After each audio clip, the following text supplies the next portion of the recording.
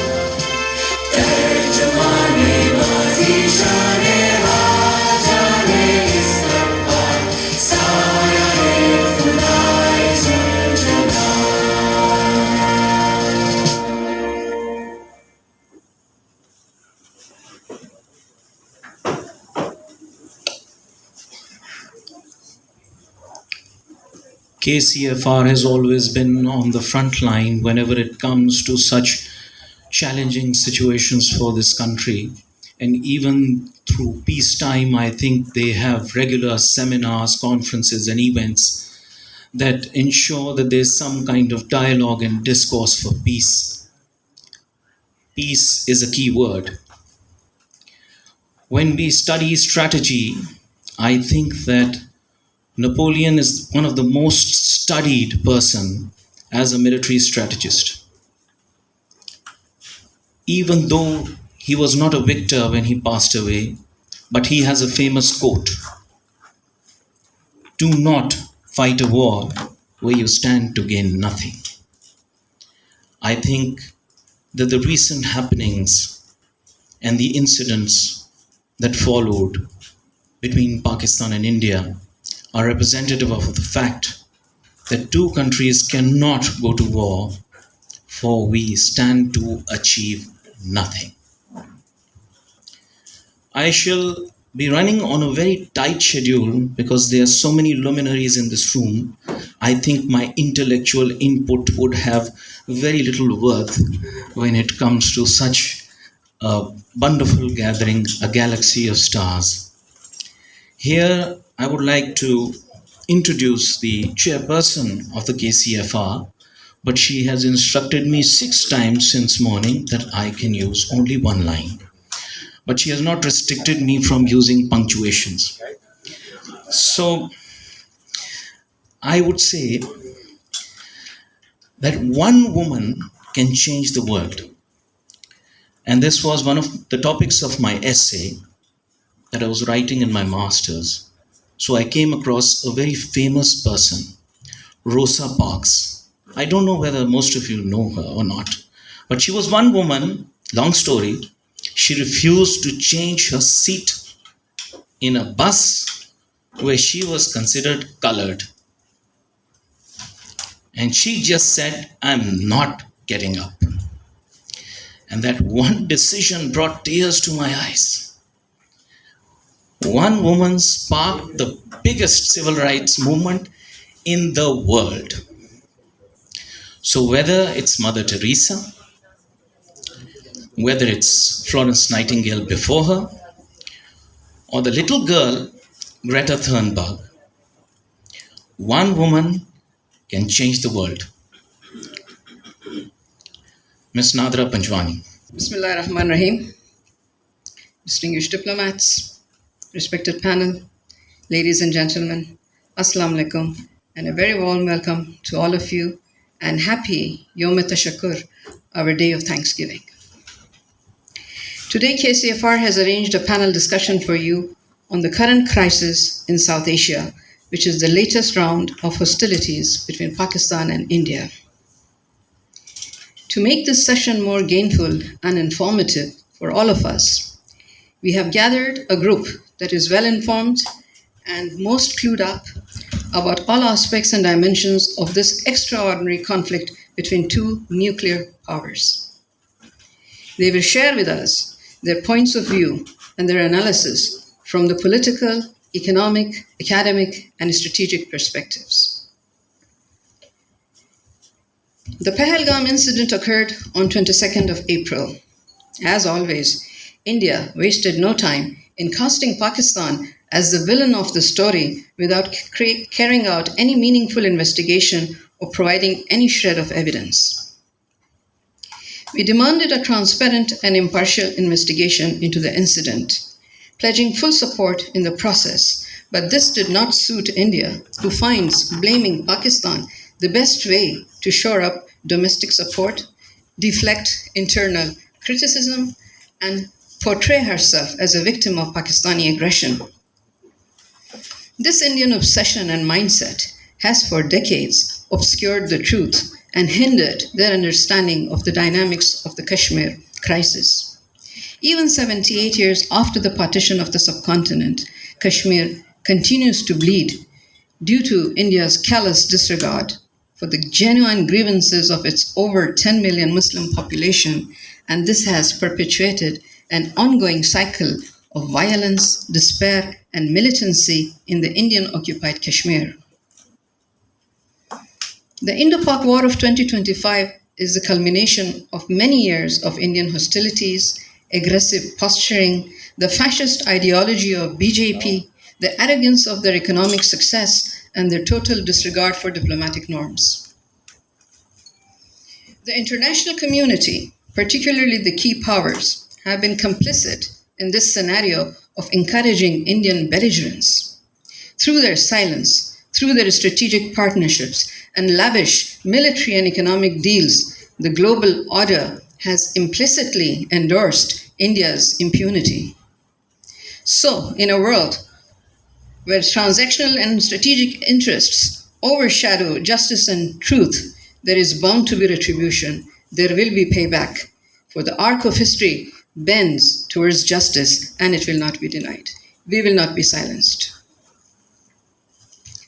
On the 7th of May, India attacked Pakistan with a series of missile attacks in Kashmir and Punjab. This atrocious attack from India was the first instance in history for a nuclear power to openly launch missile strikes on another nuclear power. The concept of MAD, mutually assured destruction, which has maintained a delicate balance of deterrence among nuclear armed nations after World War II, was trampled by India. As missiles ripped through the sky and the menace of a nuclear war loomed over South Asia, the world watched in silence and with indifference. This shameful Indian act should have jolted every conscience and summoned every voice of restraint, but that did not happen in any meaningful way. There were some phone calls and behind the scenes contacts, but a loud and clear and universal condemnation, a unanimous rebuke and admonishment of India for having endangered the entire human race through her madness was sadly missing. On the 8th of May, the American Vice President, J.D. Vance, in an interview to Fox News, said, and I quote, "This war is fundamentally none of our business." In their silence, the world leaders did not only fail Pakistan, they failed the very idea of a just and lawful world. And then something happened. In the early hours of 10th May, after having shown phenomenal restraint and control, Pakistan decided to use her legal and moral right to respond to the outrageous attacks unleashed on her sovereignty. The day Pakistan rose to defend herself, the world watched in astonishment as a nation underestimated by many rose with a roaring strength. The world expected hesitation, but what it saw was a new chapter of history. Pakistan's precise, well-planned, and synergistic retaliation, employing all resources available, including fifth and sixth generation warfare tools, was an astounding success, turning the tables on India and on her hidden supporters. The remarkable operational preparedness of the Pak army amazed the world. With unprecedented swiftness, the Indian war apparatus was put out of action, forcing them to plead for de escalation and ceasefire. Powers sitting on the fence and watching this show sobered up instantly, and efforts for de escalation speeded up. By midday, USA succeeded in mediating a ceasefire which Pakistan accepted with grace and mercy. Ladies and gentlemen, the strength, the excellence, and the professionalism of the Pak army, as demonstrated in this war, will have far reaching effects in this region and beyond. For India, this was more than just a battlefield loss. It is a strategic setback with multiple cascading effects and serious negative consequences for the BJP government.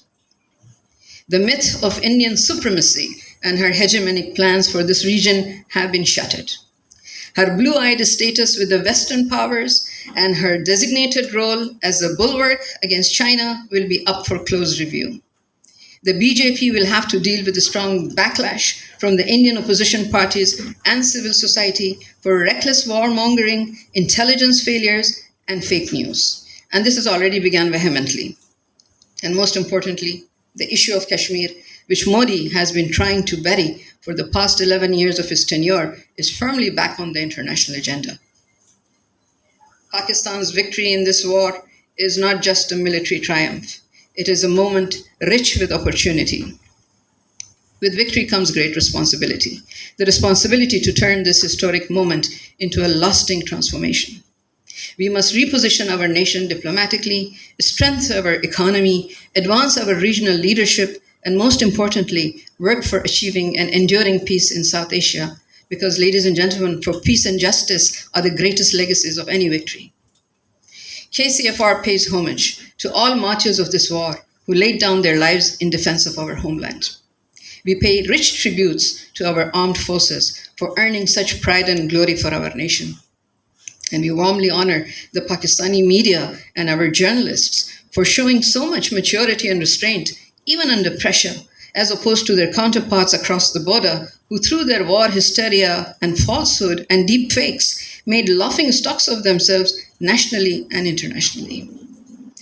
War is a tragedy in itself, but when it is fought against an enemy who is deceitful and dishonest, it becomes treachery. There is a long tradition of honor and integrity, even in war, but in her actions, the government of India abandoned that tradition, leaving behind not heroism, but shame. And of course, the warmest of all tributes is for the people of Pakistan, who in a theater of war remained composed in crisis, united in purpose, and radiant in their human spirits. Even on the edge of uncertainty, our people refused to surrender their laughter. They have shown that humor is not denial. It's a form of resistance and a powerful declaration that nothing can break our spirits. And last but not the least, we must not forget that in our gravest hour, the People's Republic of China stood by us. In a bond that transcends convenience or circumstances. China's call for restraint, her offer of mediation, and her quiet but very strong alignment with Pakistan reaffirmed what we have always known, that in the family of nations, China is our elder brother and not just an ally. I will conclude with a prayer, which is not just lip service, it's from the heart. May our mothers sleep without fear for their children. May our children wake up to laughter and joy. May the gentle winds of peace sweep across our region, and may the people of Pakistan and India walk together towards a future filled with dignity and happiness for both nations. Ladies and gentlemen, thank you very much. Pakistan Zindabad. Thank you very much for a very elaborate speech which covered many aspects of the crisis. In fact, it explained the dynamics that exist today. And I hope and pray that peace prevails, sanity prevails. I have this unique opportunity to introduce Mr. Ikram Sehgal today. And instead of the regular introduction that he receives, I would like to commend him for the achievement that truly requires an applause from your end. Pakistan used to be under or unrepresented at the World Economic Forum. He started this tradition of going to Davos and hosting Pakistani intellectuals there. And this changed the worldview about Pakistan. So, first of all, I just ask you all to, from war hero to a successful entrepreneur to a professional in his field to a completely different kind of person who took up the task of defense and diplomatic analysis in this country, giving it a new angle, representing Pakistan on different forums, whether it be media or otherwise.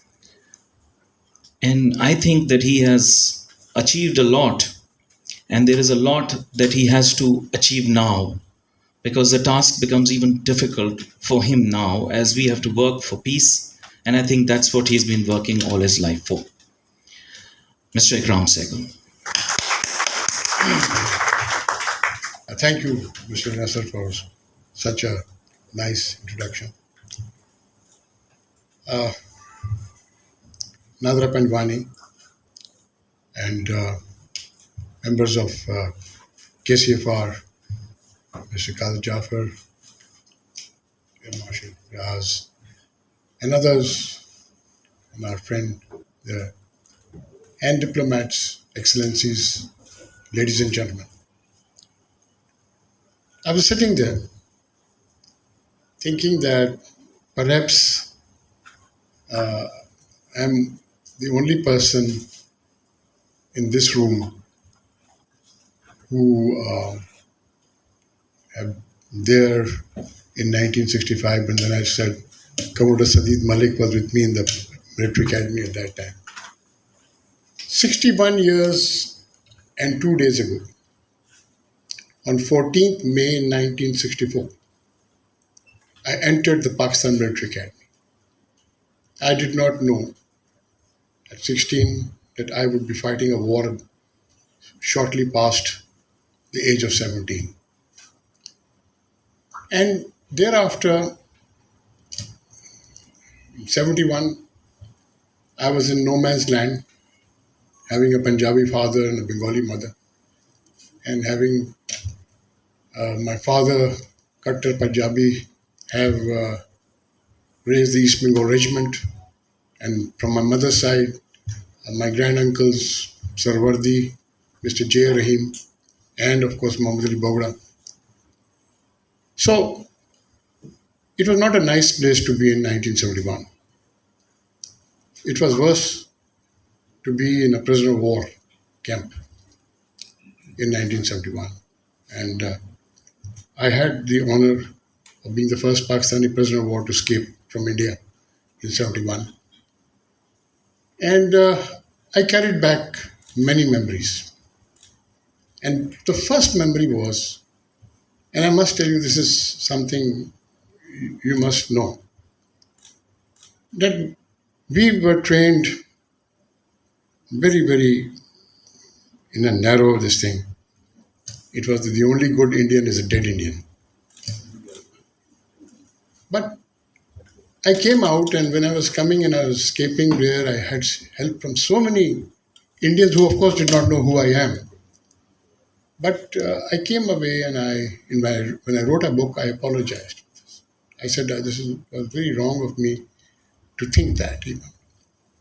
The people of South Asia need peace very badly, and they need peace despite the Hindutva chauvinism that is now rampant inside India. We're talking about what happened in 1962. Kashmir during India's China war, when India had given instructions, and there are headlines of 10 days of headlines in India. The Prime Minister gives Jawans the order to throw the Chinese out. of NEFA, Northeast Frontier Agency, and Ladakh. And they went to throw the Chinese out and stared defeat within 10 days. And one of those things about that was that Kashmir was there for the taking. There were no Indian troops left in Kashmir. And it was the first time the Americans bailed the Indians out. And they bailed them out by prevailing on Field Marshal Ayub Khan to say that we will have talks after this crisis is over, and we will have substantive talks, and we will settle the Kashmir dispute. Never happened. The talks did take place, they went nowhere. So, and in the meantime, and a lot of people don't know this, even though India was a part of the Soviet bloc, so to say, at that time in the Cold War, four mountain divisions were equipped by air from United States. Four mountain divisions, and aircraft came into. At that time, there was these star, this thing, etc. They used to C-141s. They were landing in Calcutta every 10 minutes with equipment. Ultimately, the US turned them down when they asked for submarines to fight the Chinese in the Himalayas. And they said, you don't need submarines. However, by this time, the chance was lost. I go flash forward to May 7th, 2025. It was an all-out Indian offensive. They started probing with drones, and they tried. I can't speak about it much. I'm sure Air Marshal Riaz will give a better deal. But I suppose what 70 aircraft were pitted against 30 Pakistani aircraft. What they didn't reckon with was the equipment in the hands of the Pakistanis, where they're. And I'm sorry that my friend Alexis is not here from the French. That thing about, so I may be forgiven about the Rafale a little bit. All right, okay. But the point is that they were well, first of all jammed, and then beyond BVR, the J-10 missiles and the BVR beyond visual range missiles took them out. And whether they were 3 Rafales or 2 Rafales, it effectively grounded the Indian Air Force, right? And Pakistan really believed that the worst was over. It didn't happen. 8th, the 9th went, and they kept on the drone attacks. But May 10th, early morning, at 2:55, the BrahMos missiles attacks came in. And when the BrahMos missiles attack came in, Pakistan then was given the go-ahead, the Pakistan Armed Forces were given the go-ahead to respond. And they did respond.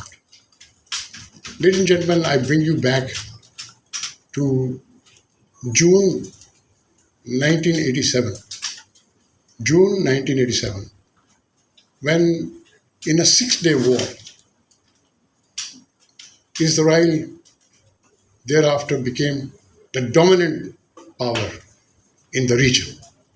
1987, in a 6-day war. May I be forgiven in saying that the Pakistani Air Force, in a 6-hour war, did the same thing. I may be forgiven. The United Arab Emirates King was trained as a combat pilot in Pakistan. The brother of MBS, who was the defense minister, was trained as a combat pilot in Pakistan. And yet, what happened What was the wake up call they got in the morning on May 10th? That India was not the dominant power in the region. It was a myth that was blown away. And that myth was blown away by a quote from an Indian general. An Indian general on television made this tremendous quote. He says, I do not mind fighting the Chinese with the Chinese equipment, but I am worried about the Pakistanis with Chinese equipment. So, so you have a lot of this thing, etc. You have actual combat.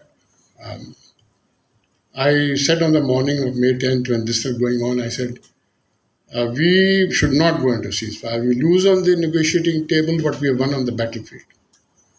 And I think that is very apparent because now the Indians are claiming victory, at least the propaganda. Of course, defense analysts, including the rabidly anti-Pakistan Christian Fair, she has said bakwas. She said the Indian claim is bakwas. They use the word bakwas. Absolutely. So, ladies and gentlemen, we are out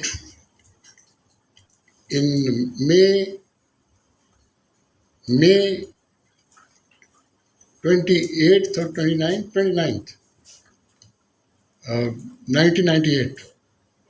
We went out of the nuclear closet because Pokhran blast allowed us to come out of the nuclear closet. We are now out of the strategic closet. We are now, despite ourselves, and we have a lot of faults, despite ourselves, we are a force to reckon with. Now it's up to our leaders to ensure that the blood and courage of our armed forces is not wasted. You have only seen a little bit of it. I know a little bit more because in the line of along the line of control, a lot of artillery exchanges and small exchanges took place, and they were quite bloody. But of course, it was overshadowed by this, but much more advanced warfare. I say this to you that we want peace with India. I am one of those who really believe in that. But I do not think we're going to have peace with India. After 12 years, I got a visa for Bangladesh. My only sister is buried there. I went on a private visit. I had the occasion to meet a lot of people. And I heard things which I had written about 30 years ago. And I was only echoing something, a strategic initiative of the Qaid-e-Azam when Sher Bangla, Fazlul Abul Hashim and Sarawardi went to him and said, let us have a greater Bengal to go with the western side. And he gave them the go-ahead, but on a flimsy and it was part of the Mountbatten plan, by the way. It's on record. But that didn't happen. The second thing is when he went and requested Tara Singh that you're asking for Sikhistan, ask for Khalistan. He invented the word Khalistan. Ask for Khalistan. And if you had Khalistan, the Kashmir dispute would not have happened. And the water dispute would not have happened. Right? But unfortunately, that went against us. Now, 2-3 days ago, China, which was forced into a war in 1962, and in 10 days they decimated the Indian Eastern Command. And so much so that I, as a young student, this is 1962, I was a student in Sylhet, And my father was posted there. We saw thousands of Indian army men come across, leave across the border, throw down their arms and come across the border for sanctuary into East Pakistan. And the Chinese stopped at foothills. And the Chinese stopped at foothills and unilaterally declared a ceasefire. And then later on, 6 or 10 weeks later, polished all their equipment and gave them back, NEFA. And uh, after having got NEFA back, which was disputed territory even then, right? In 1987, India took advantage of the turmoil within China and annexed NEFA and called it Arunachal Pradesh. China has now claimed Arunachal Pradesh. And every television station of Bangladesh today is asking for annexation of Assam. Right? I mean, the analysts at least there. And in 1971, at the height of the war, Pakistan had 3.5 lightly equipped divisions fighting there. 3.5. Without proper equipment, short of artillery, short of tanks. Today, why does Bangladesh have 10 divisions? Why does Bangladesh have 10 divisions? 5 of divisions within 5 miles of the border. Right? And all the Indian lines of communication are within a mile of the border.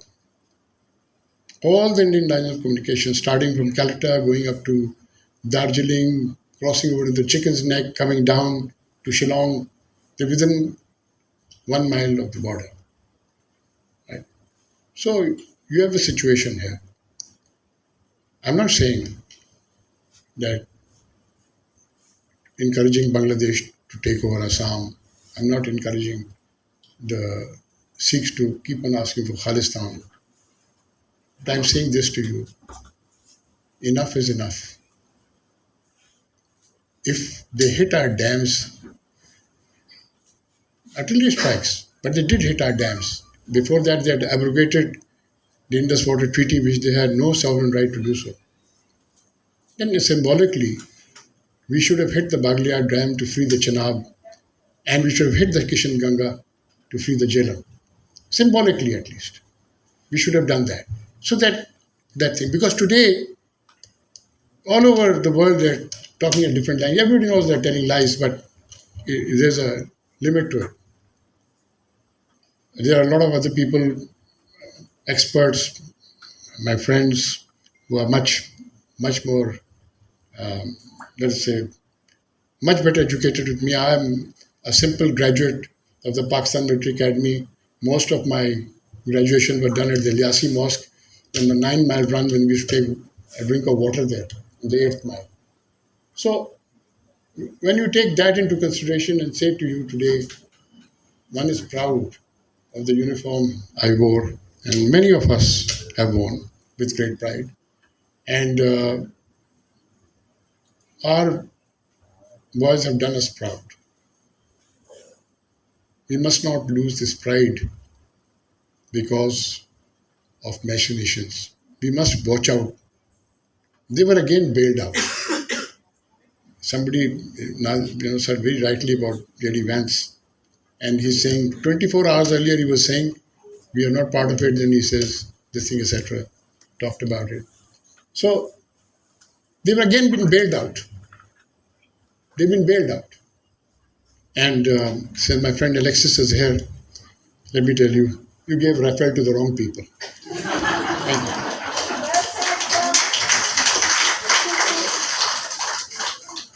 Ladies and gentlemen, I would like to introduce Mr. Michael Kugelman. And we welcome him in the sense that he sent us a video clip. Let me just introduce him. He's a renowned expert on South Asian affairs and a deputy director of the Wilson Center South Asia Institute. With its extensive research and analysis on US South Asian relations, particularly focusing on Afghanistan, Pakistan, and of course India as well, he brings an insight into the Pakistan India tensions that have emerged in the past few weeks. His expertise are sought after by leading media outlets and policymakers, making him a trusted voice in the field.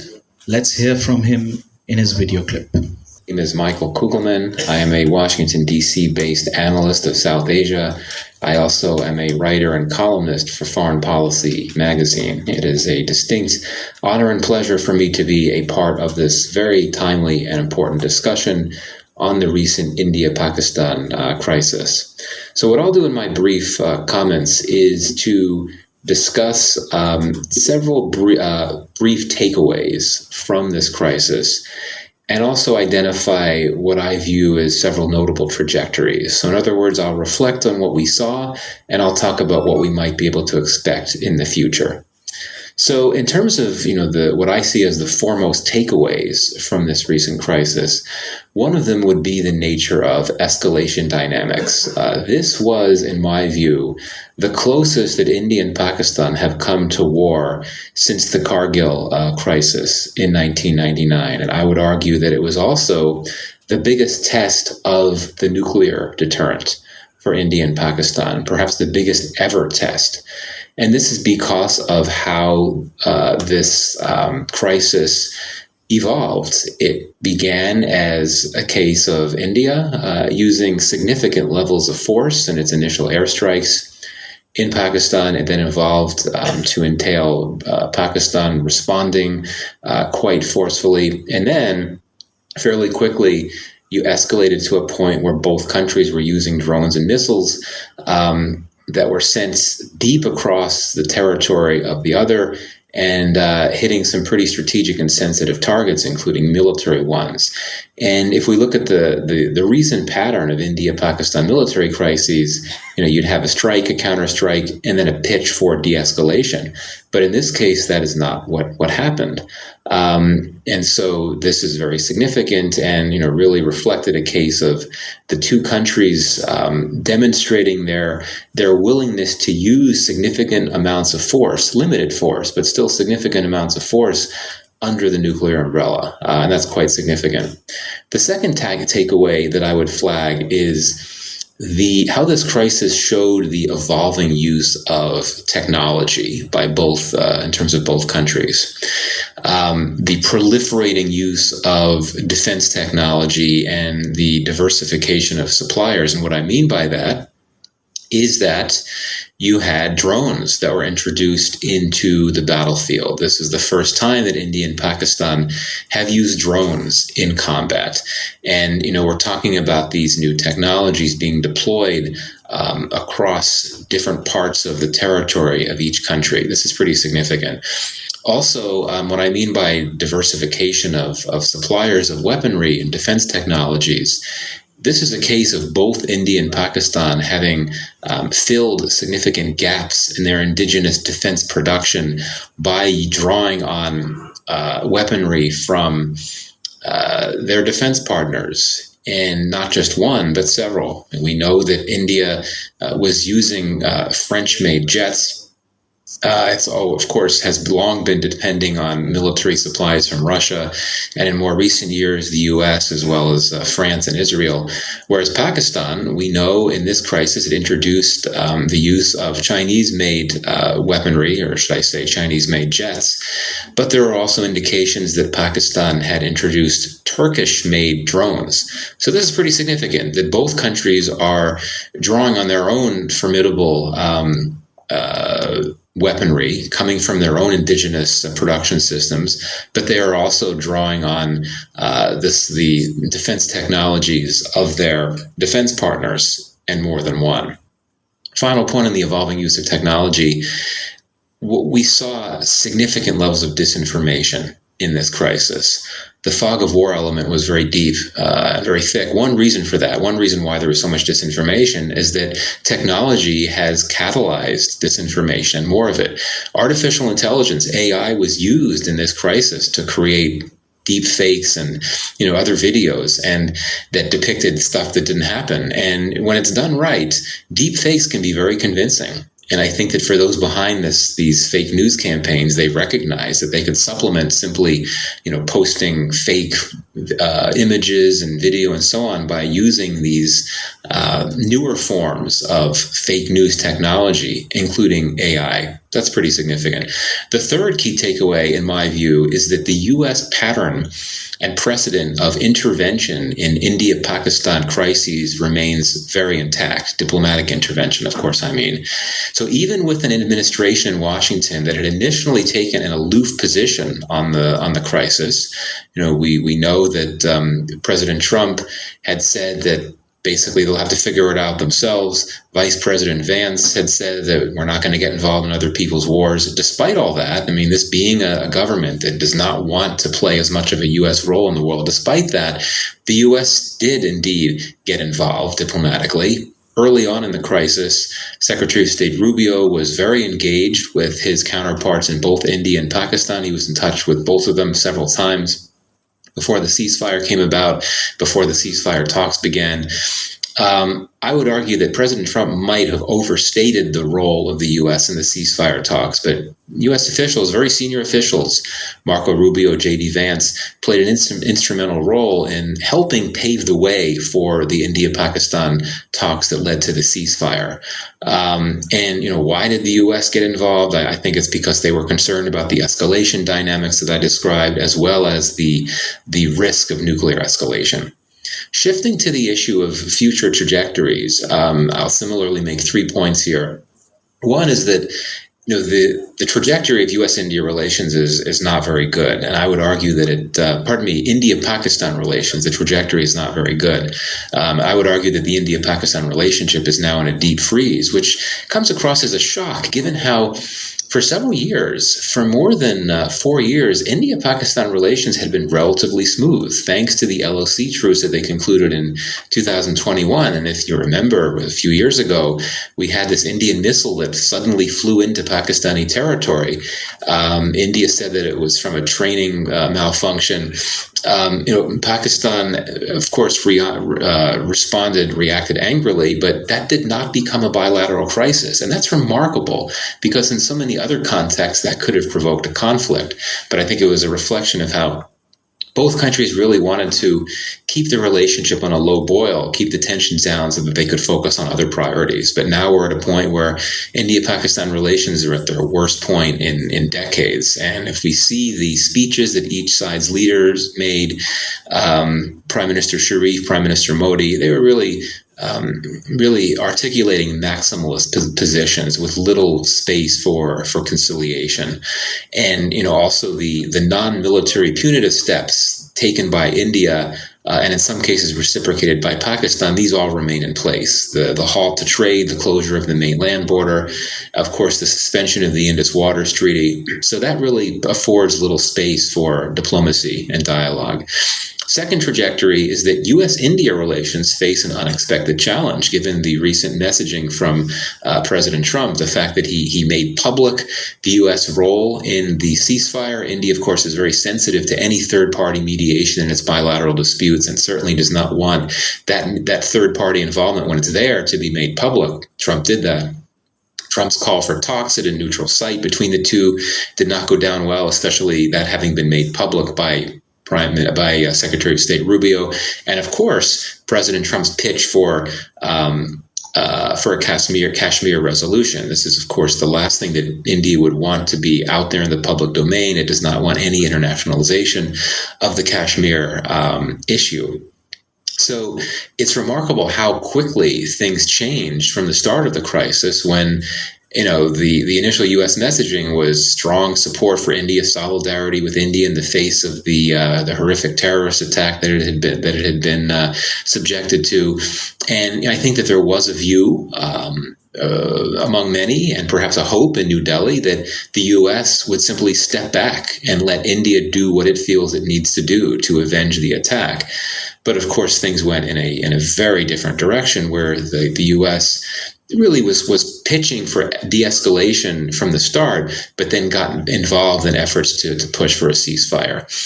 Third trajectory that I would highlight is that the world is going to be looking at a situation of another flashpoint that can't be ignored. So what I'm saying is that global stability, the trajectory of global stability is not looking good. We've seen a number of big shifts in international relations and global geopolitics in terms of the U.S. wanting to play less of a role, less of a presence in the world. We've seen the growth of middle powers and multipolarity emerging. We've seen the emergence of new global borderless threats like pandemics and climate change and cyber attacks and so on. But some things have remained the same, and that is that the India-Pakistan issue remains an intractable one. There are no other cases of two nuclear-armed adversaries fighting a war against each other, but India and Pakistan could well become the first example in a worst-case scenario down the road. I mean, based on how close the two came to fighting a war in this recent crisis. So basically, my point is that, many like to say that the world is on fire. So many crises, so many flashpoints. But the India-Pakistan, this recent India-Pakistan crisis shows that despite this relative calm in the relationship over the last few years, at the end of the day, it still is a major flashpoint in the India-Pakistan dynamic, and that is something that will be very difficult for the world to ignore, given that India and Pakistan are nuclear-armed adversaries. So I'll wrap there.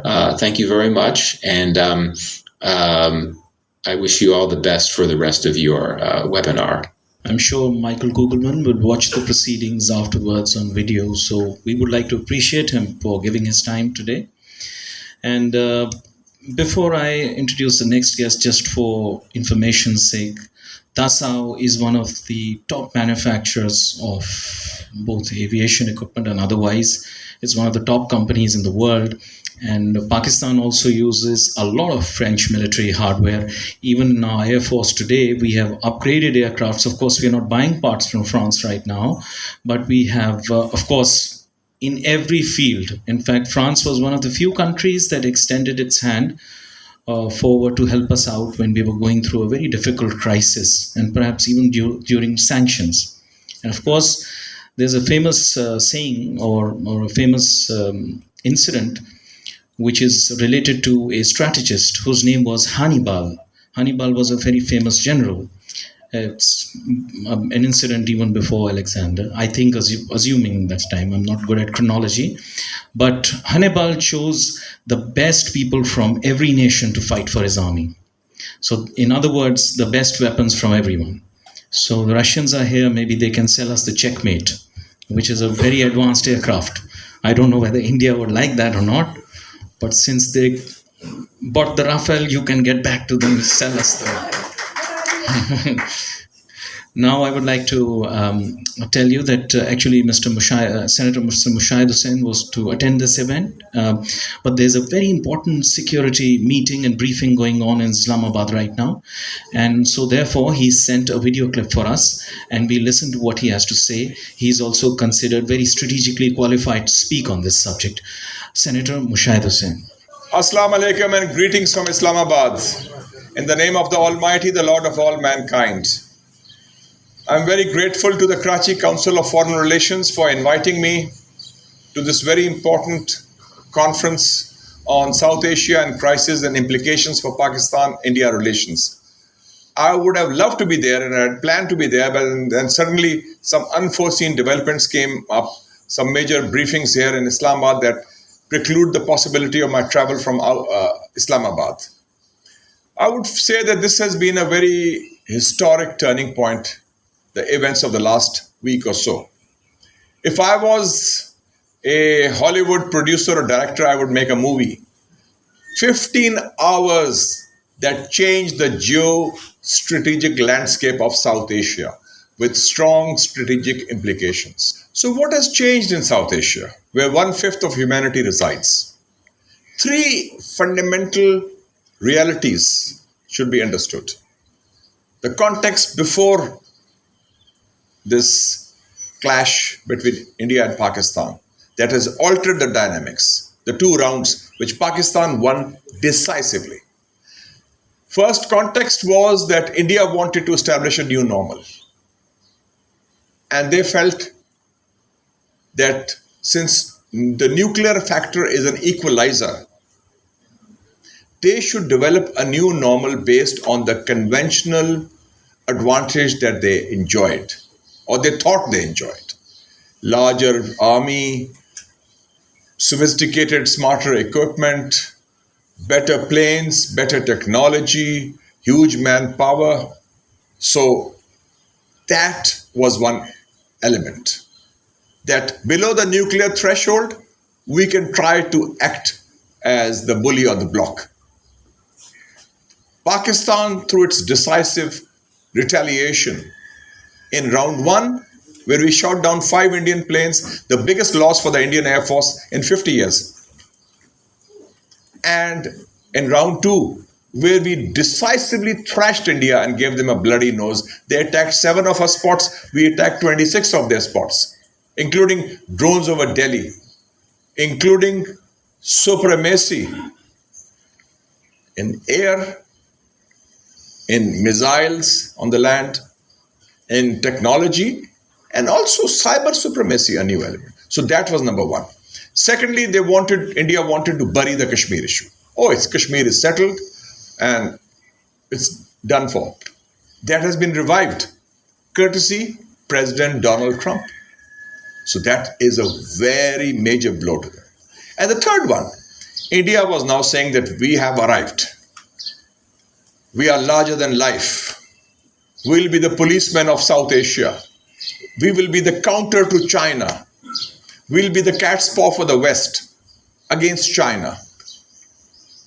It seems they can't match Pakistan. China is 5 times ahead of them in technology, in economy, and in strength.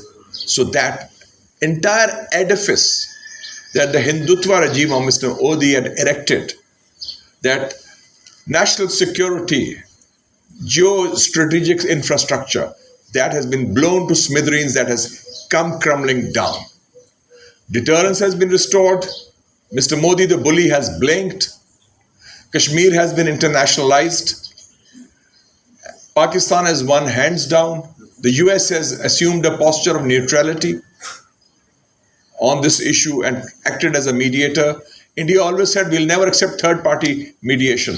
They have accepted that because they were on their knees.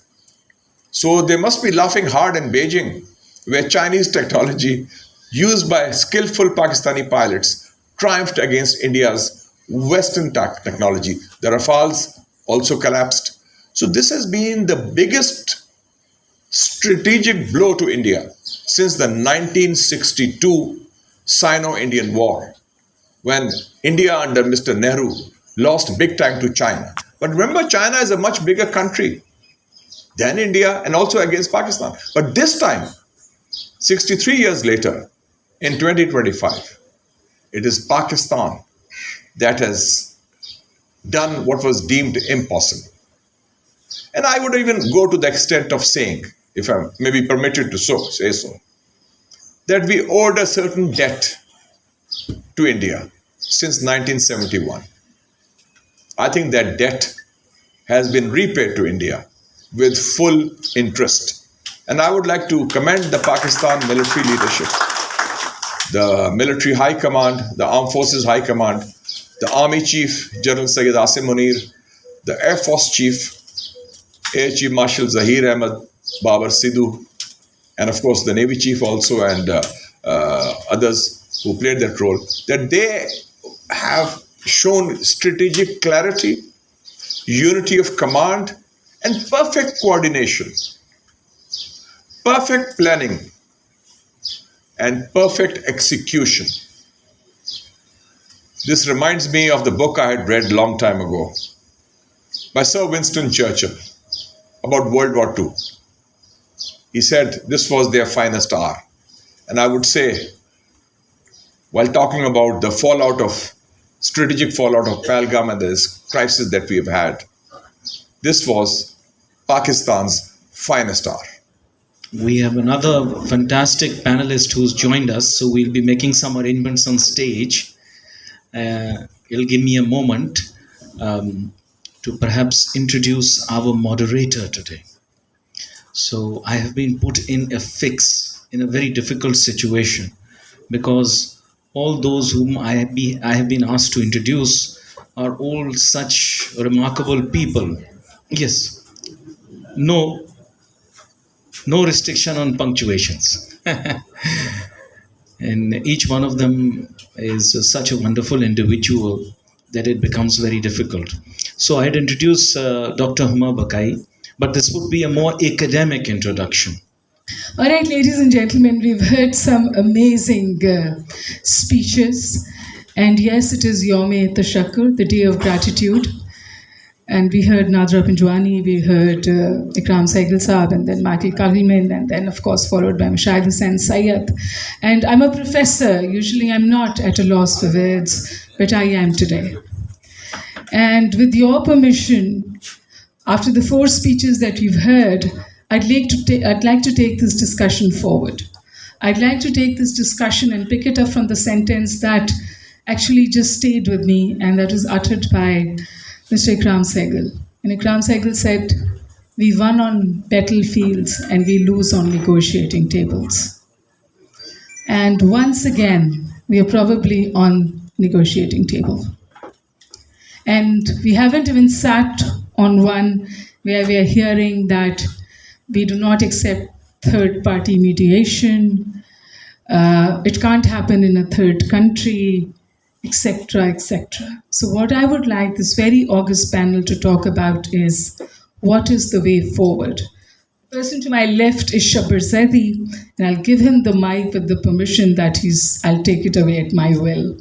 But Shabir, you're the only person who time and again raised one point, and that is not the valor of the Pakistan Air Force in this war, 4-day war, but the cost that was incurred on Pakistan and perhaps also in India in this 4-day war. What is India thinking? We could not have sustained it because Ikram Saigal also said the ceasefire should not have happened. We should not have agreed to the ceasefire. I've talked to a lot of other people who think that at least we should have hit back by hitting the Baklehar, because they did hit Jhelum, the Neelam project. So, Shabir, the mic is yours. We are talking about 1/5 of the humanity, which is 1.7 billion people. And I am a human being before being a Pakistani or a Muslim. Firstly, I am a human being. So there should not be war amongst humans. Pakistan spends $10 billion per annum for defense. India spends $81 billion for defense. There is an 8-time difference, and despite this difference, they have not, I would use a slightly better terms, they have not done what they should have done. And with this $10 billion, we have done much better than what we should have done. This is because this is commendable for Pakistan Air Force that our arms expenditure is $11 billion only, as compared to $81 billion of US of America of India. The second point is, which is may not be liked by many here, that we the people of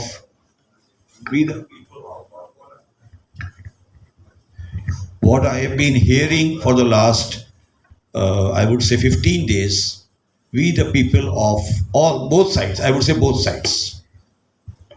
Maybe partly Indians are more, but we are slightly lesser. We are not ready to listen to the truth.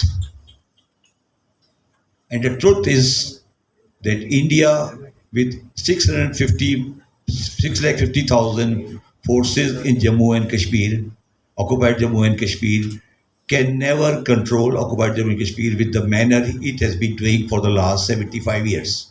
This is a truth which they should understand. They are not understanding, and they should be.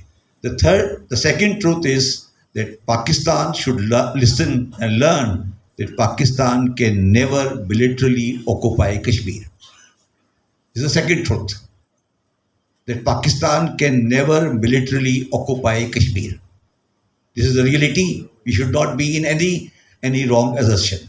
So, but the third truth, which we are not ready to listen, that the third party who is not being taken into consideration are the Kashmiris of the occupied Kashmir or the Kashmiris of the Pakistani Kashmir.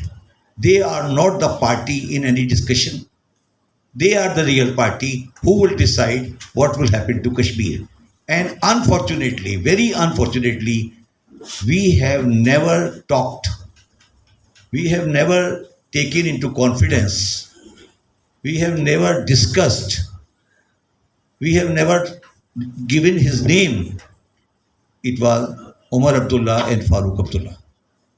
If you want to do this, I'm a Pakistani, but I am saying to all of you that if you continue doing it, I was such a small child. Since then, I am looking at the same rhetoric, same thing. Nothing has changed, and nothing will change. I can guarantee you. We may announce Yom Tashakkur and Yom this and that, and nothing will change. Thank you, Shabar. Hold your thought there. Let's put sanity into the discussion here. And there, for a developing country like Pakistan, and also perhaps for India with the kind of poverty that exists there, a constant debate is between the bullet and the bread and butter. That's a constant debate. And ladies and gentlemen, I will ask Mazhar to come upon this. I was in Kiev a few years ago. This was before this war happened. And we were there as a part of a trade delegation. And every single student, and I was at University of Kiev, every single student there, ladies and gentlemen, asked me only one thing. How was Pakistan able to retain its nuclear program? Because Crimea has happened and we don't know what more will happen. More happened. So Mazhar, I know this is true. And I also remember a lot of people telling me when we became a nuclear power that Pakistan shouldn't have done it. I don't know what would have happened if Pakistan had not done it. So this whole debate makes a lot of good sense when you are not at war and you're not being attacked. But economic activity, poverty alleviation, growth, progress happens when you have a land. Mazhar, yours. Thank you. Basically, in the last few days, I've been reading two books on Narendra Modi, and it's very important to understand him and the way he developed himself after 2000. It's very important. I've been reading about him that after 2001, when Musharraf visited Agra, and basically L.K. Advani and other hardline and BJP activists ensured that this talks should fail. And they finally succeeded in one way or the other. And after that, what happened in Gujarat, Gujarat earthquake, and then at that time, Narendra Modi was in Delhi. And he was told by Vajpayee not to visit Gujarat, and he was kept out of Gujarat politics for that. But within few months, he and other hardliners conspired against the then Chief Minister of Gujarat, Patel. I don't remember his first name, and ultimately became the chief minister. And what happened after that in Gujarat, everyone knows that. So ultimately, the failure of Vajpayee, which I personally believe is perhaps the last statesman in South Asia, and of BJP, of course. But why I'm saying that is because after Kargil, inviting Musharraf to Agra in itself shows why he really wanted that Pakistan-India issue must be resolved. But unfortunately, we need to understand, and I always say that the only difference between Pakistan and Indian politics in the last, say, in the last 5, 6 decades, the Indians electorate started supporting extremists.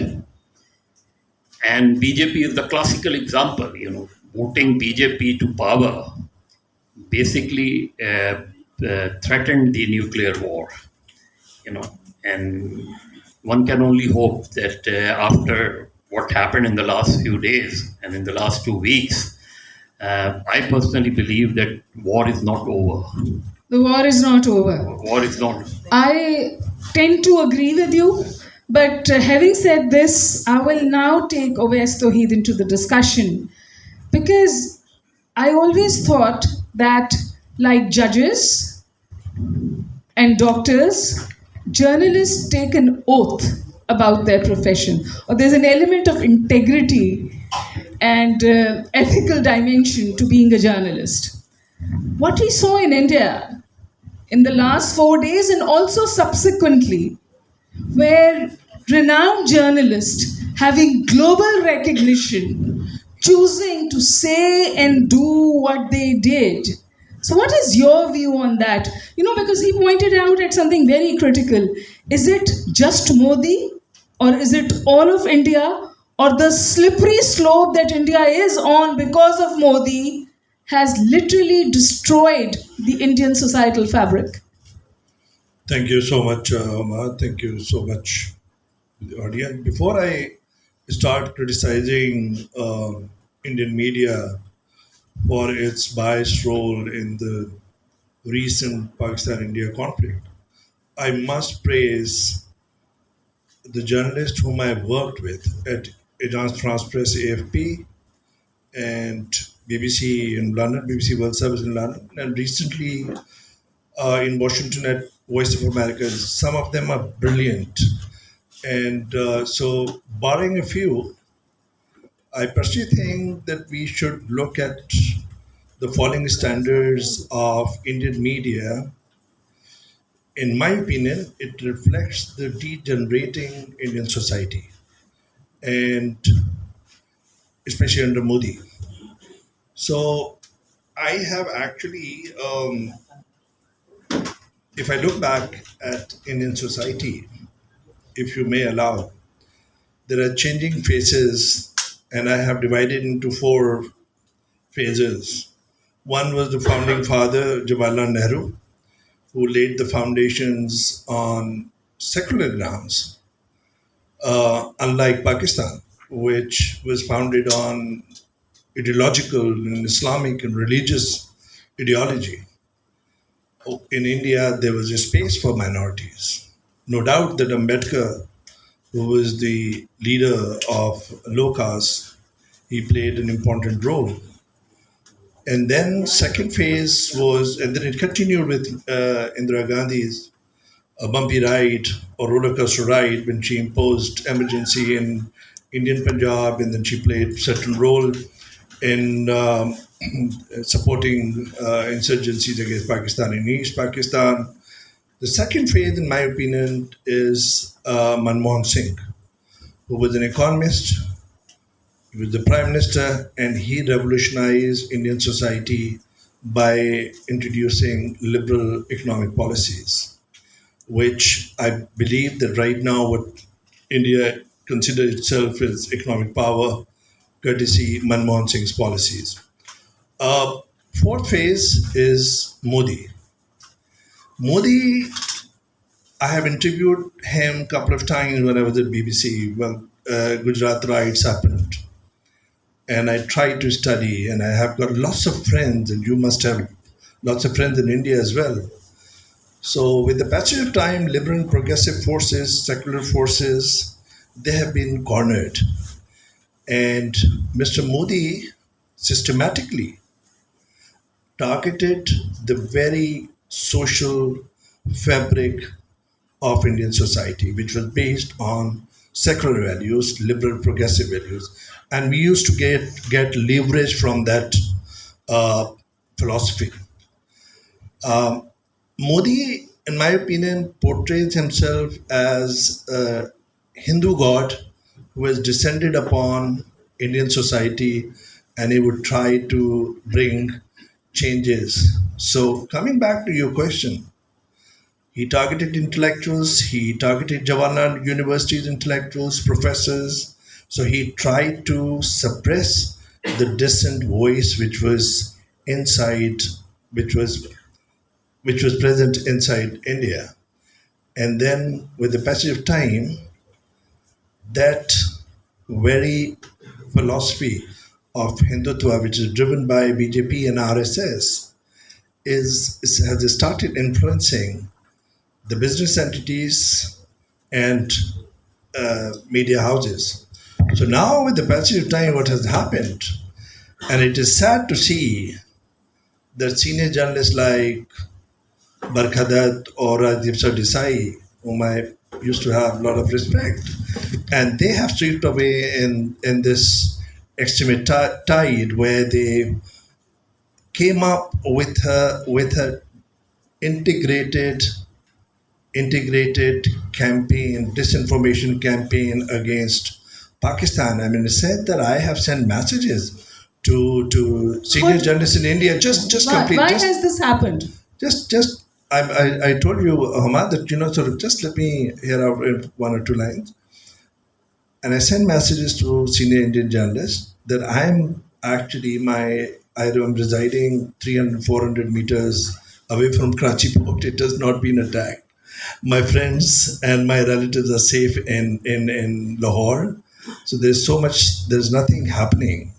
And I think that Indian media, that somehow or the other, they think that they have to toe the BJP extremist line to survive, and that's why we saw the ouster or exit of journalists like Ravish Kumar and Siddharth, who is a good friend. He was the editor of Hindu, with a very respected publication. And when BJP took over power, he was out of the job for a couple of years. And now, when India, Modi's regime banned 8,000 social media accounts of Indian journalists, activists, and intellectuals. So they also blocked the Wire website, which was actually maintaining sanity. And so was the case with Kashmir Times. Their friends, for example, Muzammal Jalil, if I recall his name correctly, is Kashmiri origin, a brilliant journalist. Anuradha Bhasan is another journalist who was banned. So I think that there is a tide of extremism, which unfortunately, I'm using the word unfortunately because I used to really admire in the Indian society and its secular values. And it is actually riding like a wild horse on the extremist tide, which is driven by RSS and Thank you, BJP. Wes. Thank you for that. So, in a lot of discussions that I've had on the television and otherwise, the thrust usually is that it is probably Modi's saffronization of Indian polity. So, Commander Saab, to you, my question is going to be the most tricky one. One, what Mazhar said, the war has not ended. We're probably going to see more. And two, I don't think it's just Modi, because 71 happened under Congress. 71 was Indira Gandhi. And Indira Gandhi succumbed to those brewing tendencies of extremism at that time in the Indian polity. And they just sort of flourished under Modi. So, another war, and if another war, what do you see? And do you actually think India will attempt another war or an active kinetic front, or it would be a multi-pronged strategy hitting us on the economic front, the western borders, so on and so forth? Thank you very much, Dr. Saab. I think you have put me in a tight spot. No. First, for asking such a difficult question, and secondly, asking them after so many learned speakers had talked. So I have to tell something which is totally different. Pakistan has always said and announced and proclaimed that there is no space for war. Now, once I say there is no space for war, it actually means that war is not solution of anything. But there will continue to be a space for warfare, for fighting. As we have seen, three wars, Kargil. Since current Modi government, he took over in, I think, in July, mid of 2014. Immediately in 2016, they carried out a hoax and claimed it as a surgical strike. 3 years forward, they moved a step ahead, and then they carried out Pulwama incident, and then we returned them in kind, and we all know that. Then 4 years forward, 2025, But we have listen, seen. Saab, I would really want you to tell us, as a military, as a forces guy, do you see another strike happening, or India is going to do a diffused strike? Acha, I would not go for crystal ball gazing, but what I can say is that ceasefire does not mean that war has ended. For me, ceasefire means that I'm not fighting right now, but I'm ready to fight at any time. And why I think that this ceasefire will not endure for a long time? One, because India has added another, contour to our already difficult relationship, which is the Indo-Water Treaty. Because Indus-Water Treaty has sustained so many years, but this is a new addition to their hegemonic design, which indicates to me that they want to bring this war or bring this altercation to a newer level. Secondly, an enemy who thinks himself powerful, who is under hubris of power. Second, it is wounded, and number three, it is hurted. It's humiliated. So I think they will always find reasons to make another attempt, and for which I think the Pakistan military or Pakistan armed forces, along with the all elements of national power, they should be ready, because military only exists to provide credibility to the other elements of national power. Now the military job has been done. The most important thing is that on the negotiation table, we should play very sensibly, and we should not succumb to any unreasonable demands. One quick question. Is India coming to the negotiating table, or is going back to the battlefield? Acha, Or staying in this state of abeyance, the word they use for the Indus-Water Treaty. Abeyance does not have any legal status in that treaty. You've raised a very important point. I think by listening to and going by the Prime Minister Modi's address to his nation, I think they are wounded, and bringing them to the negotiation table, I think is appears to me that responsibility of the United States administration, because they have brokered the ceasefire. So perhaps for me, it is for them to bring them on the negotiation table to another neutral venue. Okay, so today we finally got this, that this ceasefire is not time bound. This was officially communicated today, that it's not time bound and it's going to continue. And a good thing is that the DGMOs are regularly meeting. But we don't know. I know my panelists are itching for the second round. I'm not giving it to you. I am opening it for a Q&A session. You need to keep the question really short. We will not encourage comments. Some good questions to the best brains in town. The young guy, yes. Good evening, everybody. My name is Mohsen Hadalodi, and I'm representing Maritime Consultant as Monsoon Winds. My question is for Commodore Saab, that over the period we have seen that Pakistan Air Force and Pakistan militaries are responding very well, right? However, the silent guy of Pakistan Navy and the things are happening over at the border. The problem is that we are not well aware of the situation over the seas. Why it is happening, and why we are not able to respond properly according to the media war and according to the So you said, what was our stance on the seas? Hold on to that question. I'll take a couple of them and come back to you. Sir, would you like to make a comment? Sandeep Malik Saab, aap. The main job of Pakistan Navy was to keep them away from our sea lines of communication, and they were kept 300, more than 300. We succeeded. I know that. So Nice. Thank you. that's it. Razuddin Sheikh Sahib. The dynamics in the whole subcontinent has changed. And what used to be considered also in the nuclear world itself, everybody should take cognizance of it. You have had standoff weapons being fired off from distance, and these could have been armed with nuclear warheads.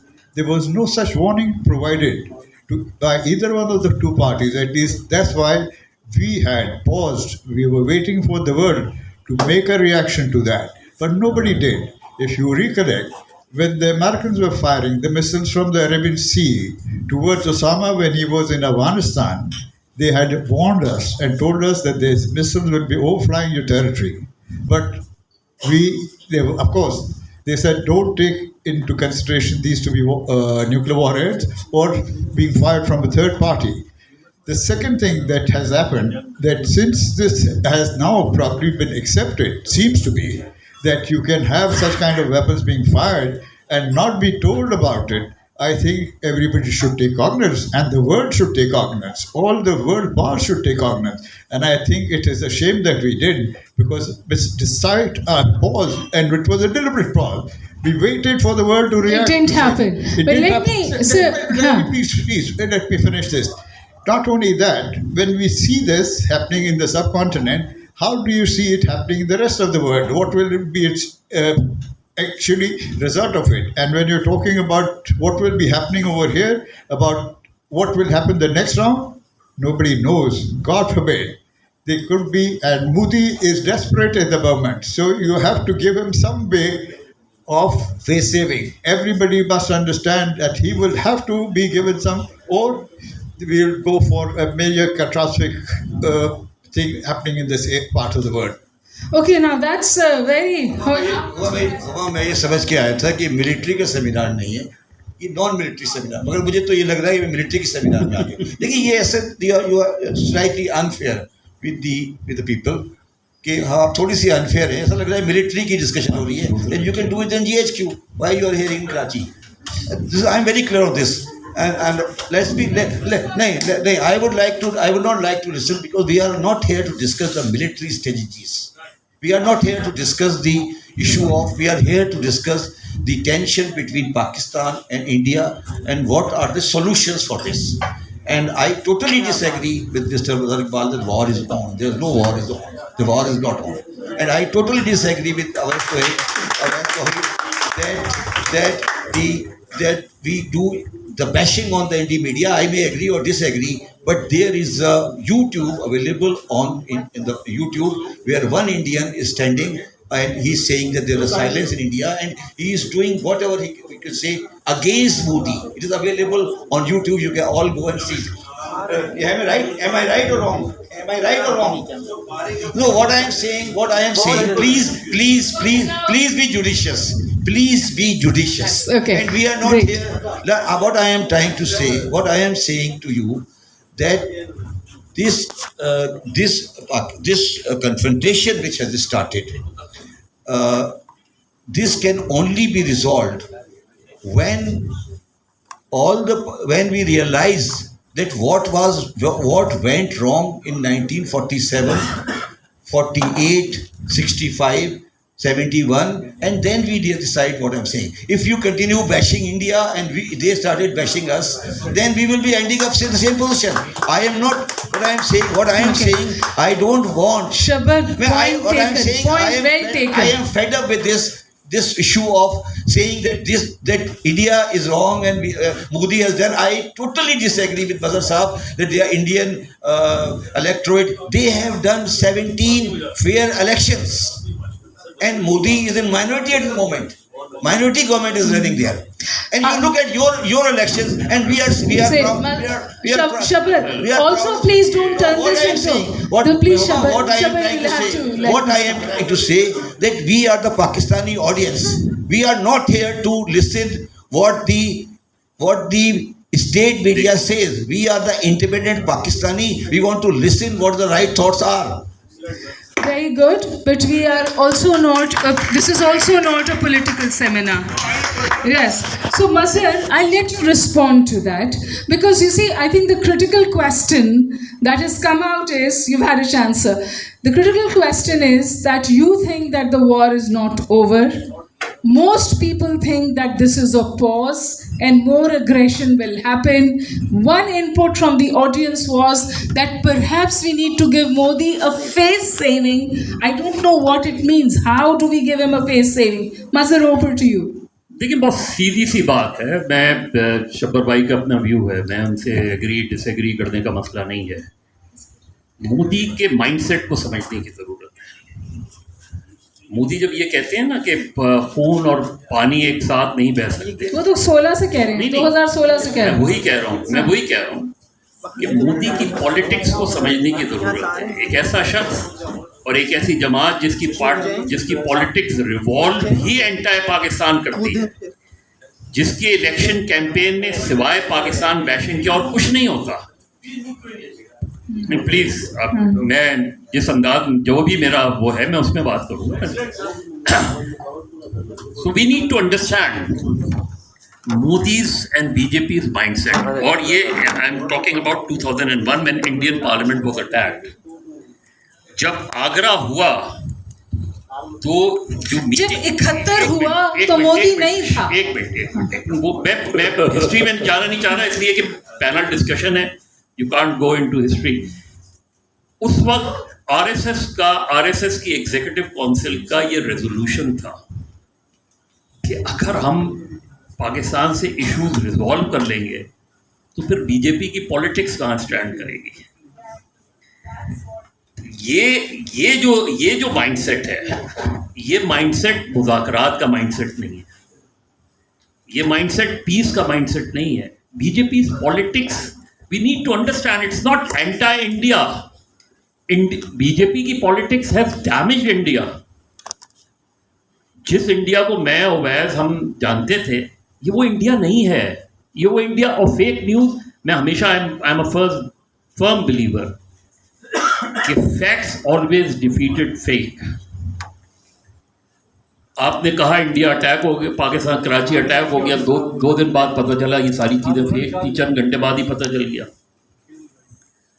लेकिन जो mindset वो है, आप देखें ना आज India में करण Thapar and अगर क्या पॉइंट्स रेज कर रहे हैं। Okay, right. Point well taken. Let me just take this discussion a bit forward. We were going to hold on to that a bit. Can I add something? Okay, With your very quickly. Look, Governor said that I don't want to go into an argument because it's a very healthy discussion we're having. The fact remains that, since Modi has come into power in 2014, since 2015 there hasn't been a single composite dialogue. Uri happened, Pathankot happened, the terror attacks happened in Indian occupied Kashmir. On the pretext of that, they have refused to hold negotiations. So, two nuclear powers in South Asia, 2 billion people are at stake. The future of 2 billion are at stake. There are 150 million poor people living in both the countries. You can't afford a war. There's no space for war. And I would not want to quote military, but Pakistan military has repeatedly said in recent conflict, there's no war, there's no space for war. It is sheer stupidity, absurd, and it would result into mutual annihilation, which is a fact. कि भाई तबाही हो जाएगी, दोनों मुल्क हो जाएंगे. Now I think positive जो development है, I don't agree with Mazhar that war is on and war hasn't ended. I think Marco Rubio has stated it, and Narendra Modi in his address day before yesterday, he addressed to his constituency that blood and water will not flow together. But in the same speech, he said that we will talk on terror and Pakistan occupied Kashmir. So it means that they are ready to sit on negotiating table and I have been hearing a chatter in the diplomatic circles. Obviously, you have to hold your thought because we need to continue. I'm just saying diplomatic circles that there will be a neutral venue, which is probably going to be in London, Saudi Arabia, or UAE. So there are positive takeaways from this rather than we rely on I would be more cautiously optimistic on that note. Last word, 2 lines, and then we'll take the discussion forward. 30 seconds only. Okay. Two comments. War, there are two perspectives of war. One is that it is continuation of politics, and the other is that it is breakdown of politics. But whatever view you take, it is a social activity, and any social activity cannot be taken in anger. One has to respond And not react. One thing. And secondly, the social activity involves so many players and so many stakeholders. So we need to listen to everybody on the table and have a pluriversal aspect of so that we can move ahead in a unison direction. Thank you so much. I know. This is really getting exciting. I don't even know how much time I have. But there are certain critical questions here that come to our minds. Yes, talking is good. Yes, sitting down and resolving issues is good. Even World War II ended on a negotiating table. All of that makes good sense. But Shapar, how good is India on the negotiating table? And even if it comes to negotiating table, like what Oves said, will something come out of it? एक सवाल और दूसरा सवाल माजरत के साथ उर्दू में कहूँगी और फिर अंग्रेजी में ट्रांसलेट कर दूंगी. दूसरा उससे भी अहम सवाल, आपने कहा 17 इलेक्शंस हो चुके, फेयर इलेक्शंस होते हैं इंडिया में. क्या मोदी को, क्या इंडिया को इंडिया के अंदर से कोई बेड़ी डालेगा? Is that an option?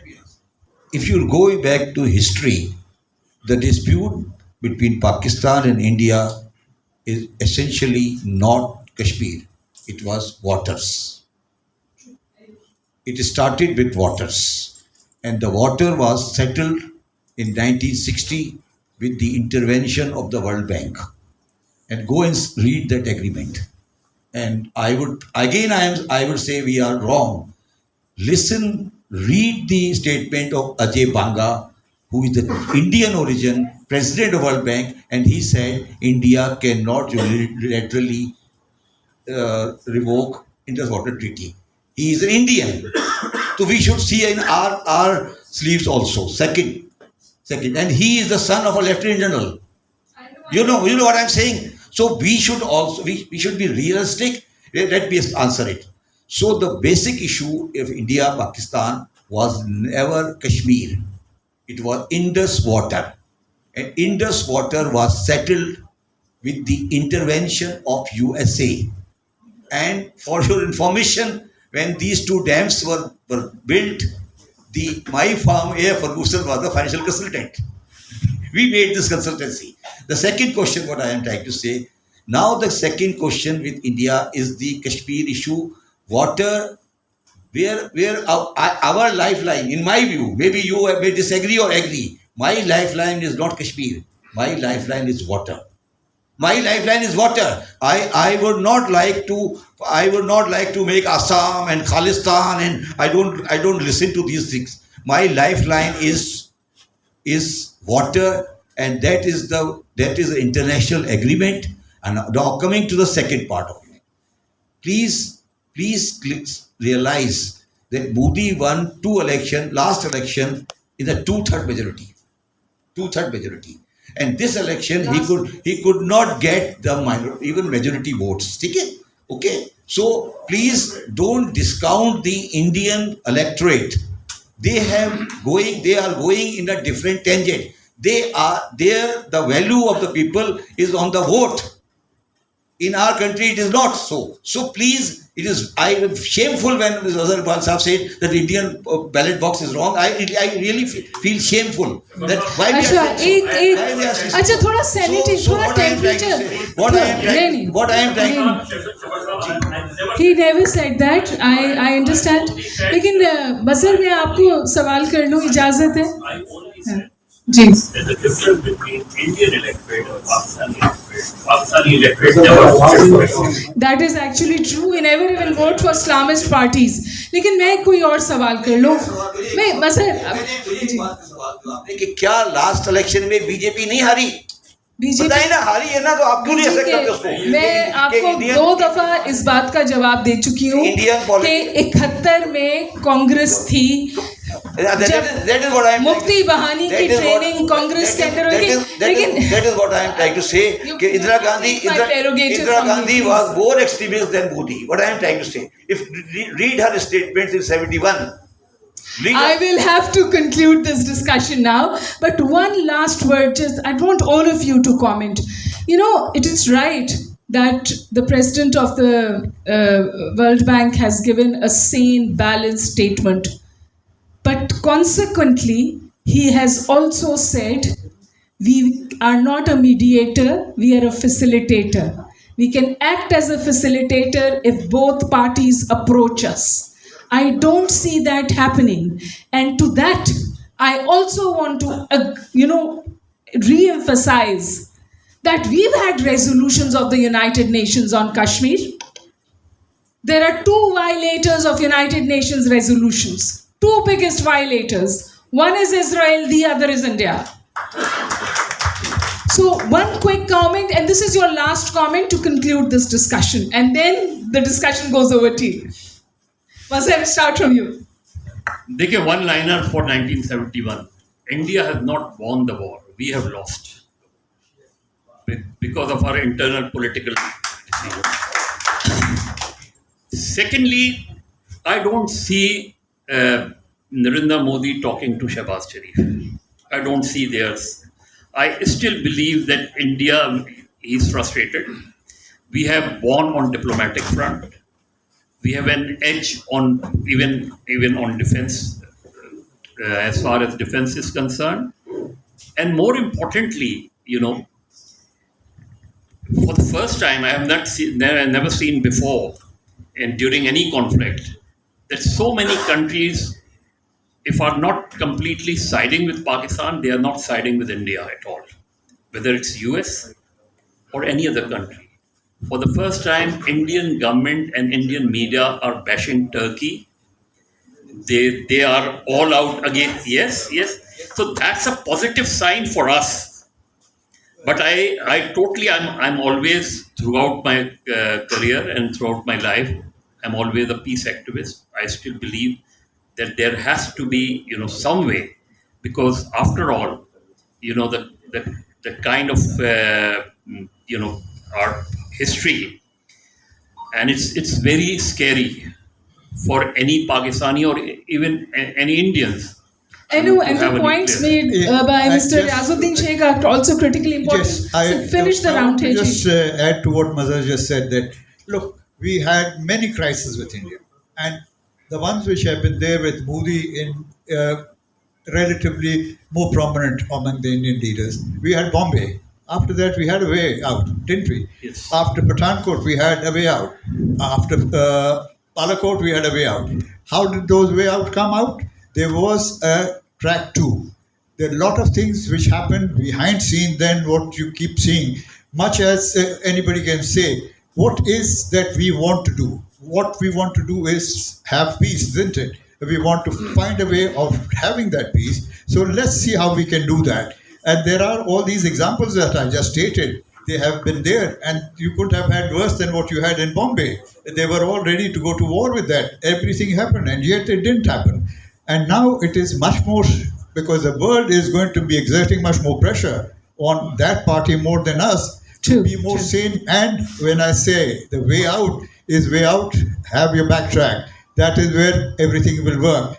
Don't bring everything in forefront. Thank you, Riazuddin Sheikh. Let the people Thank you so intervene much. and give them Yes. time to do that. And don't see that this pause is short. This pause is what should carry on while that goes on in public. The Thank rest you. of the things should happen at the back. Thank you so much. But like I always say, it takes 2 to tango.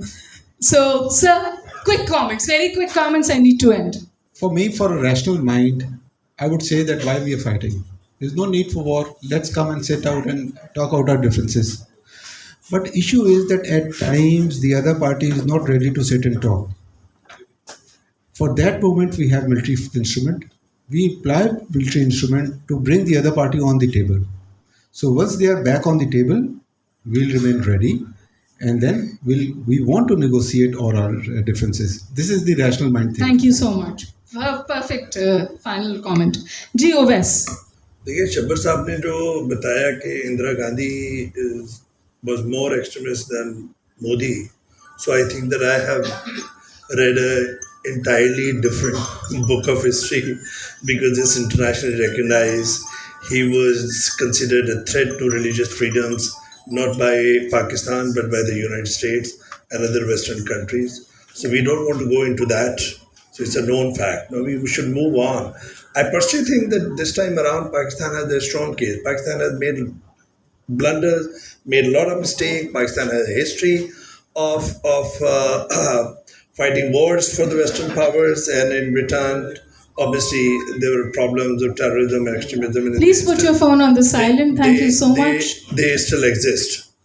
However, this time around, it was India's aggression, unilateral suspension or to hold Indus Water Treaty, which is existential dependence for us, in abeyance, which is absolutely against international laws and against the laws which are laid out in that historical treaty, which survived wars and conflicts, including 71 and Kargil War. So that is that. I personally think that why I say that Pakistan has a strong case and why the US intervened, because Trump is not a foolish guy. I personally think that Pakistan should take the leverage. There is a space, and it should also look into Washington's Middle Eastern calculus. Pakistan being the only Muslim country, the only nuclear power in Islamic world, the friendly gestures of Trump towards Saudi Arabia, Qatar, and so on, and Syria. I personally think that Pakistan should search its relevance in the changing global dynamics rather than waiting for an accident to happen, and then it should offer its land to Western world. I think, Omar, that there are positives, and I don't see war is coming.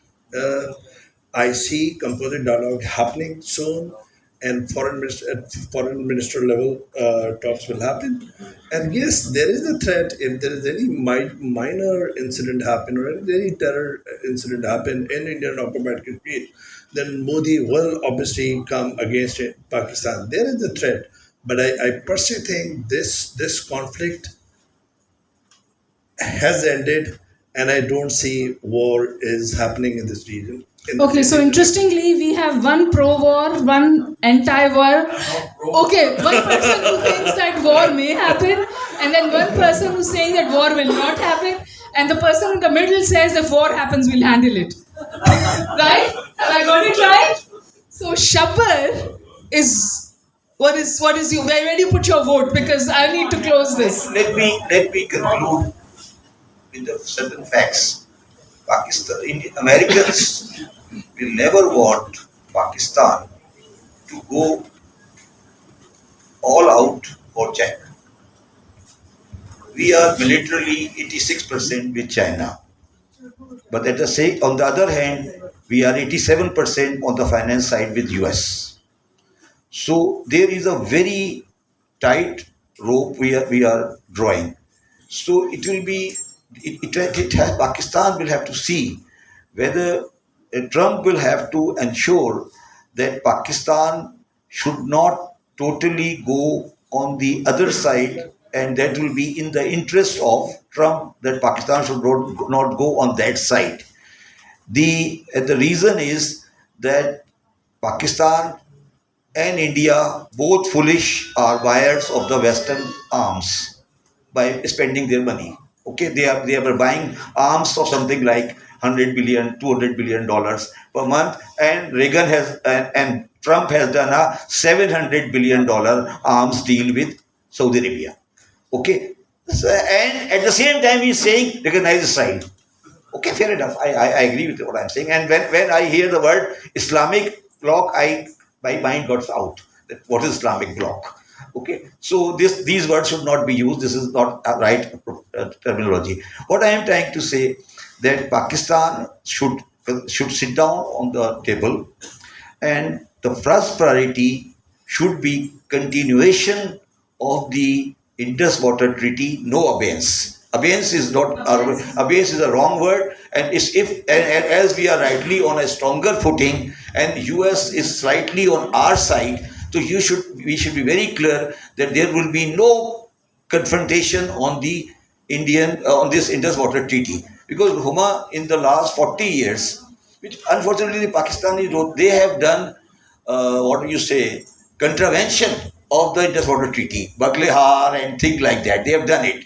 So we should sit down with them and say that we should be there should not be any contravention of the Indus Water Treaty. Then the second part of this is that the Pakistan and India, again I am saying Pakistan and India should sit down again with the relevant people, the Kashmiris, and that the one condition should be that there should be restoration of Article 370 of the Indian Constitution and Article 35 of the Indian Constitution. That is actually the way towards independence of Kashmir. Kashmir. Thank you so much. This has been a fantastic discussion. Thank you, Mazhar. Thank you, Kwandasab, Oves, and Shabbar. I'd like to just conclude it on one sentence. Would you like to say something? Please. I just want to ask one question from all members of the panel.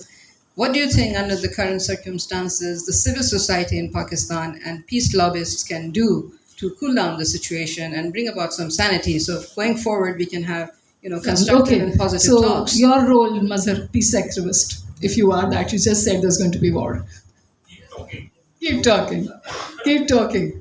So Mazhar says keep talking. I think that's what you also said. Keep talking. Track 2 diplomacy, which has been suspended. Nimrana has been suspended between India and Pakistan. Perhaps that. Sir. I am the ardent supporter of pen is mightier than the sword. Pen is mightier than the sword. Sir, I can't give you more than that. Oh yes, one sentence. But sword must be ready. Oh yes, last word.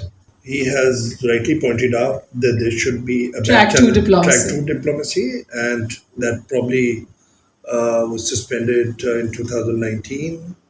And there has to be a continuous effort to make these two nuclear powers sit on a negotiating table. Whether they bring out a result or not, that is irrelevant. Some conversation should happen. Shabbar, last sentence. I will add what Mr. Mazhar has said, talk and talk the truth. Talk the truth. Nobody talked about trade. Trade की भी बात करते हैं, वो तो trade की लालच से तो जंग रुकी, ट्रेड की तो बहुत बात हुई. I just want to finish this sentence, and please, I'm not a warmonger, but I just want to say something. Kashmir and Pulwama are one of the most militarized regions on the face of earth. They were being called open prisons like Gaza. Pulwama is more militarized than the rest of occupied Kashmir.